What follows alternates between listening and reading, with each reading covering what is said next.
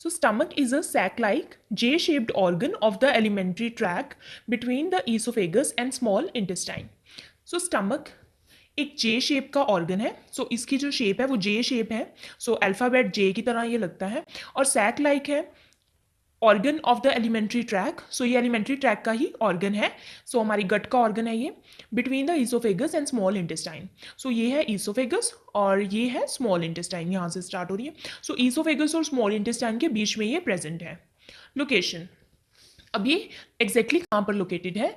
Situated in the epigastric, umbilical and left hypochondriac region of the abdominal cavity. So इस diagram में देखिए, ये है एपिगैस्ट्रिक रीजन, ये है लेफ्ट हाइपोकॉन्ड्रिक रीजन और ये मिडिल में है अम्बलाइकल रीजन. सो ये जो स्टमक है ये एपिगैस्ट्रिक रीजन को भी कवर करता है, अम्बलाइकल रीजन को भी कवर करता है एंड लेफ्ट हाइपोकॉन्ड्रिक रीजन को भी ये कवर कर रहा है. सो दिस ऑल, ये जो होल कैविटी है ये है एब्डोमिनल कैविटी. इसमें इन रीजन्स को स्टमक कवर कर रहा है.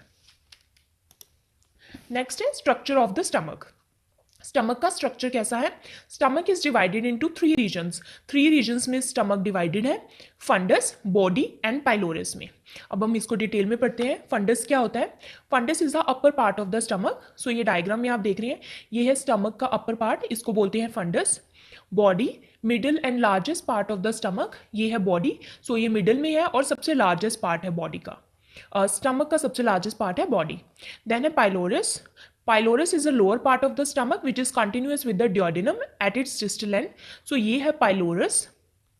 सो पाइलोरस जो है लोअर पार्ट है स्टमक का और एंड पार्ट है स्टमक का. पाइलोरस के बाद ये ड्यूडेनम मीन्स फर्स्ट पार्ट है जो स्मॉल इंटेस्टाइन का, वहां पर खुलता है. सो इसको बोलते हैं पाइलोरस या पाइलोरिक एंट्रम, जो कि फर्स्ट पार्ट है पाइलोरस का. So this is pylorus. At its distal end, pyloric sphincter guarding the opening between the stomach and the duodenum. सो यहाँ पर जहाँ पर ये पाइलोरस है, यहाँ पर स्फिंक्चर होता है एक पाइलोरिक स्फिंक्चर. जो स्फिंक्चर इज लाइक अ डोर, एक दरवाजे की तरह होता है जो कि ओपनिंग और क्लोजिंग को रेगुलेट करता है.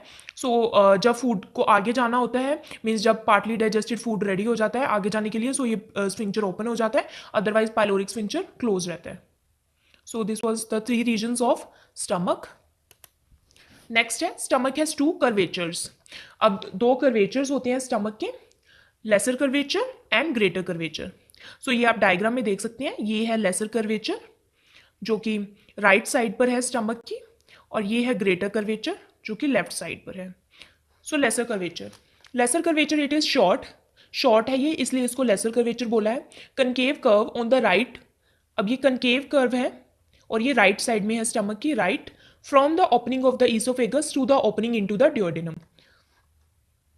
सो ये ऊपर से फूड पाइप आ रही है ईसोफेगस जो कि स्टमक में आकर ओपन होती है.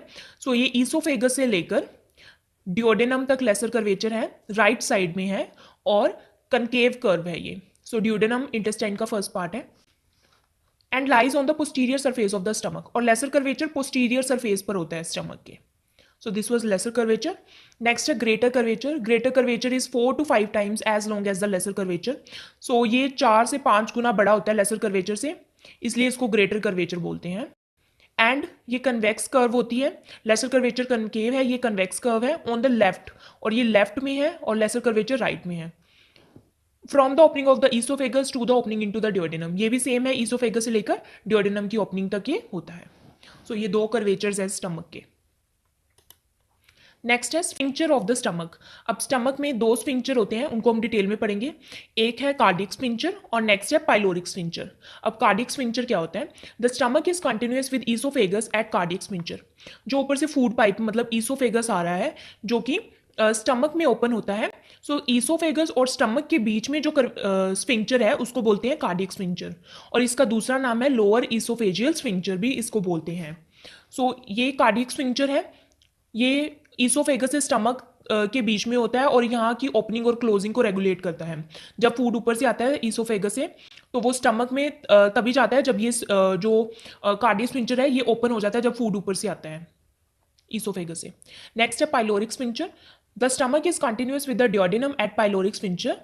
सो ये है नीचे पाइलोरिक स्फिंक्चर, क्योंकि स्टमक का जो लोअर रीजन है, लोअर पार्ट है, उसको बोलते हैं पाइलोरस, इसी से इसका नाम पड़ा है पाइलोरिक स्फिंक्चर. तो पाइलोरिक स्फिंक्चर किसके बीच में होता है? स्टमक के पाइलोरस रीजन में और ड्यूडेनम के बीच में होता है pyloric स्फिंक्चर. When the stomach is inactive, the pyloric sphincter is relaxed and open, and when the stomach contains food, the sphincter is closed.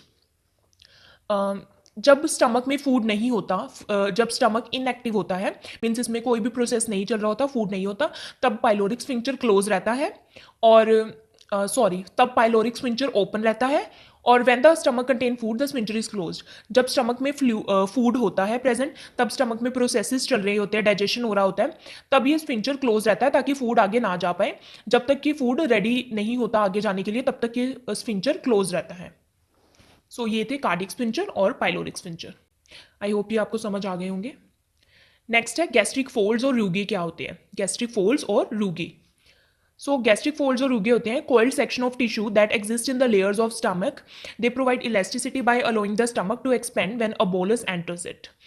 ये टिश्यू से ही बने होते हैं। ये रूगे आप डायग्राम में देख सकते हैं, ये जो फोल्ड्स बने हुए हैं स्ट्रिप्स टाइप, सो इनको बोलते हैं रूगे या फिर गैस्ट्रिक फोल्ड्स बोलते हैं। ये टिश्यू से ही बनते होते हैं, टिश्यू के कोइल्ड सेक्शंस हैं ये, और ये स्टमक की लेयर्स में होते हैं। इनसे क्या होता है, इसका ये बेनिफिट होता है कि when food enters the stomach, जब स्टमक में फूड आता है तो ये स्टमक को एक्सपेंशन प्रोवाइड करते हैं। एक्सपेंशन मीन्स जो सरफेस एरिया स्टमक का वो इंक्रीज हो जाता है, और फूड को डाइजेस्ट होने के लिए अच्छा सरफेस एरिया मिल जाता है। मतलब जो स्टमक है वो ये इलास्टिक होते हैं, तो स्टमक जो है एक्सपेंड हो जाता है, मीन्स बड़ा हो जाता है जब फूड इसके अंदर एंटर होता है, तो फूड को इनफ स्पेस मिल जाता है डाइजेशन के लिए। एंड जब फूड दोबारा से डाइजेस्ट हो जाता है, आगे चल जाता है, देन दोबारा से ये अपने पोजीशन पे मीन्स रूगे ऐसे कॉन्ट्रैक्ट हो जाते हैं, और जब फूड एंटर होता है तो ये एक्सपेंड हो जाते हैं। सो ये होता है रूगे। नेक्स्ट है लेयर्स और वॉल्स ऑफ द स्टमक। अब स्टमक की कितनी लेयर्स हैं और कितनी वॉल्स हैं। सो फर्स्ट है मसल लेयर। ये है मसल लेयर, आप देख रहे हैं डायग्राम में मसल लेयर जहाँ पर कर्सर जा रहा है। It consist 3 layers of smooth muscle fibres. So इसमें 3 layers of smooth muscle fibre होते हैं। Outer layer of longitudinal fibres, outer layer जो है लॉन्गिट्यूडनल फाइबर्स की है। Middle layer of circular fibres, जो मिडल लेयर है वो सर्कुलर फाइबर्स की है। Inner layer of oblique fibre, और इनर लेयर जो है वो ओब्लिक फाइबर्स की होती है। So outer longitudinal, middle circular and inner oblique fibre, ये है मसल लेयर जो कि मसल्स हैं स्टमक की, मसल टिश्यू। देन है mucosa, second is mucosa. This layer is the innermost layer of the stomach and releases hydrochloric acid. So ये है mucosa, ये इनर मोस्ट लेयर है स्टमक की, और ये वाली layer hydrochloric acid means HCl secrete करती है। स्टमक में HCl प्रोड्यूस होता है, सो वो म्यूकोजा लेयर प्रोड्यूस करती है। Also numerous gastric glands are present below the surface which secrete gastric juice into the stomach. और बहुत सारी गैस्ट्रिक ग्लैंड्स भी यहाँ पर प्रेजेंट होती हैं जो कि गैस्ट्रिक जूस को सिक्रीट करती हैं, और गैस्ट्रिक जूस हमारी डाइजेशन में हेल्प करता है। HCl और गैस्ट्रिक जूस के फंक्शन हम आगे पढ़ेंगे। नेक्स्ट है सबम्यूकोजा। सबम्यूकोजा ये वाली लेयर है मसल लेयर और म्यूकोजा के बीच में। सब का मतलब है नीचे, म्यूकोजा के नीचे, इट मीन्स इसका नाम है submucosa. Submucosa contains nerves, blood vessels and support the mucosa. इसमें नर्व्स होती हैं, ब्लड वेसल्स होती हैं, और ये म्यूकोजा को सपोर्ट करती है। सो ये थी लेयर्स ऑफ स्टमक। लास्ट है फंक्शन ऑफ स्टमक। स्टमक की क्या क्या फंक्शंस हैं। फर्स्ट फंक्शन है temporary storage of food allowing time for the digestive enzymes pepsin to act. So जब फूड ईसोफेगस से स्टमक में आता है तो टेम्पररी स्टोरेज मीन्स थोड़ी टाइम के लिए फूड स्टमक में रहता है। क्यों रहता है, क्योंकि वहाँ पर फूड की पार्शली डाइजेशन होती है। पार्शली डाइजेशन का मतलब है कि फूड फुली डाइजेस्टेड नहीं होता लेकिन पार्टली डाइजेस्ट हो जाता है, और वहाँ पर उसको टाइम मिल जाता है। जैसे डाइजेस्टिव एंजाइम्स, जैसे कि पेप्सिन, पेप्सिन एक डाइजेस्टिव एंजाइम है जो कि स्टमक से रिलीज होता है। सो ये प्रोटीन की डाइजेशन में हेल्प करता है। पेप्सिन प्रोटीन की डाइजेशन में हेल्प करता है। सो फर्स्ट फंक्शन इसका ये है कि टेम्पररी स्टोरेज होती है फूड की स्टमक में, और ताकि जो डाइजेस्टिव एंजाइम्स है वो फूड को पार्टली डाइजेस्ट कर सके। नेक्स्ट है mechanical breakdown. The 3 smooth muscle layer.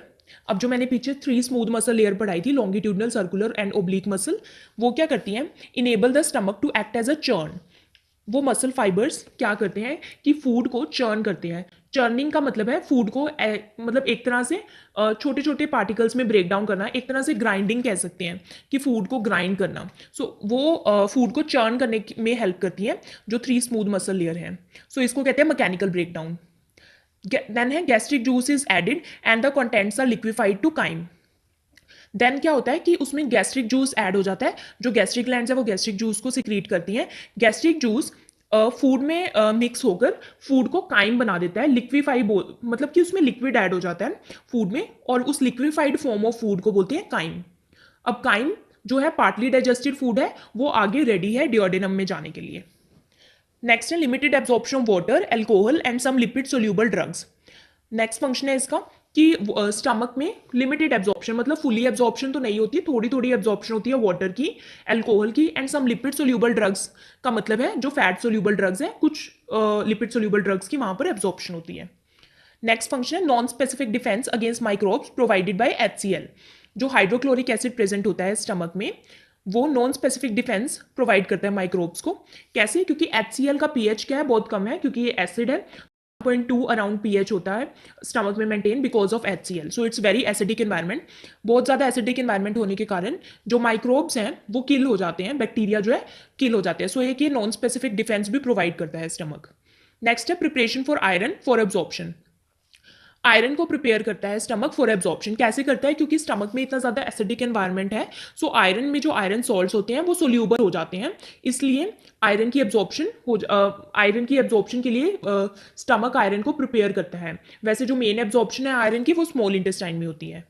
Next function है production and secretion of intrinsic factor needed for absorption of vitamin B12 in the terminal ileum. जो इंट्रिंसिक फैक्टर की production और secretion करता है stomach. Intrinsic factor क्या है? Intrinsic factor एक protein है जो कि विटामिन B12 की एब्जॉर्प्शन के लिए नेसेसरी है, मतलब कि ज़रूरी है। और विटामिन B12 की सिक्रीशन जो एब्जॉर्प्शन है वो भी टर्मिनल इलियम में होती है। टर्मिनल इलियम इंटेस्टाइन का टर्मिनल पार्ट है, स्मॉल इंटेस्टाइन का। नेक्स्ट फंक्शन है secretion of hormone gastrin. Gastrin एक हार्मोन है, उसकी सिक्रीशन भी स्टमक से होती है। जो गैस्ट्रिन है वो HCl को भी स्टिमुलेट करता है रिलीज होने के लिए। ऑल्सो पेप्सिन को भी स्टिमुलेट करता है। पेप्सिन हमने पहले ही पढ़ा जो कि प्रोटीन की डाइजेशन में हेल्प करता है। लास्ट है regulation of passage of gastric contents into the duodenum. Stomach में एक तो स्फिंक्टर प्रेजेंट होता है, दैट इज पाइलोरिक स्फिंक्टर। और जब food in the form of chyme, जब काइम बन जाता है, मतलब food in the form of chyme जब रेडी हो जाता है, so that is partly digested food है जो, वो भी आगे पास होता है with the help of pyloric sphincter. Pyloric sphincter की वजह से जो पार्टली डाइजेस्टेड फूड काइम है वो आगे ड्यूडेनम में चला जाता है। सो इस तरह से पैसेज ऑफ गैस्ट्रिक कंटेंट को भी रेगुलेट करता है।